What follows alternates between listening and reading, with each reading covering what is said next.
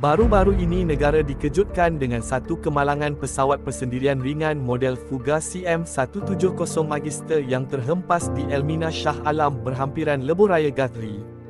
3 minit sebelum pesawat dibenarkan untuk mendarat di lapangan terbang Sultan Abdul Aziz Shah Subang, pesawat dilaporkan telah hilang kawalan dan terhempas sehingga mengorbankan nyawa 10 penumpang, seorang penunggang motosikal dan seorang pemandu kereta yang melalui kawasan tersebut. Tahukah anda, ini bukanlah kejadian pertama kali nahas pesawat terhempas di kawasan Elmina. 46 tahun lalu, sebuah pesawat Japan Airlines 715 pernah terhempas di lokasi yang sama. Adakah ini suratan atau kebetulan? Nahas pesawat Elmina singkap tragedi JAL 1977 pada 27 September 1977, menyaksikan tragedi nahas sebuah pesawat Japan Airlines 715 terhempas di ladang Elmina. Pesawat itu membawa 69 penumpang dan mengorbankan 34 penumpang termasuk 8 anak kapal. Pada awalnya, pesawat itu dilaporkan telah berlepas dari lapangan terbang Haneda, Tokyo menuju ke lapangan terbang antarabangsa Changi, Singapura. Pesawat itu dijadualkan transit di lapangan terbang Kai Tak, Hong Kong dan lapangan terbang Sultan Abdul Aziz Shah Subang sebelum meneruskan perjalanan. 2 jam selepas berlepas dari Hong Kong, pesawat mendapat kelulusan dari menara kawalan untuk mendarat di lapangan terbang Sultan Abdul Aziz Shah. Pesawat dilaporkan telah terbang di bawah altitude minimum 750 kaki dan hilang kawalan sehingga terhempas di ladang Elmina kira-kira 6.4 km daripada lokasi mendarat. Pesawat dilaporkan dalam keadaan hancur akibat hentaman tanpa kebakaran besar. Daripada 69 penumpang, 8 daripada mangsa adalah rakyat Malaysia, membabitkan 5 terkorban dan 3 selamat.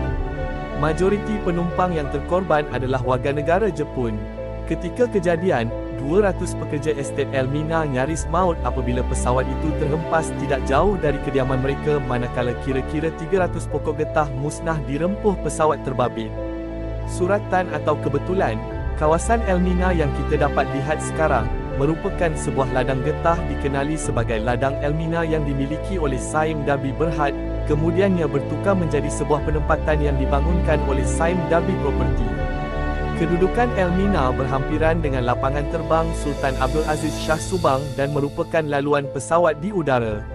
Waktu insiden itu berlaku, cuaca di sekitar lapangan terbang berada dalam keadaan tidak baik dan pesawat berada dalam pendekatan VOR. Biro Penerbangan Awam Malaysia pada waktu itu telah mengesahkan situasi tersebut. Siasatan menunjukkan kapten kapal merendahkan pesawat di bawah ketinggian minimum dan meneruskan penurunan hingga menyebabkan pesawat terhempas sebelum tiba di lapangan terbang. Berkemungkinan, kapten kapal tidak dapat melihat landasan kapal dengan jelas disebabkan cuaca buruk dan ia telah membawa kepada kemalangan. Tragedi pesawat terhempas yang berlaku baru-baru ini juga sama berlaku di Elmina dan kali ini meragut semua nyawa penumpang pesawat dan orang awam. Kejadian nahas pesawat 1977 itu disifatkan sebagai nahas pesawat kedua terbesar yang berlaku di Malaysia selepas kejadian pesawat Malaysia Airlines 653. Bagi memperingati mangsa Japan Airlines 715, kerajaan Jepun telah membina sebuah tugu peringatan di makam perkuburan Jepun di Malaysia.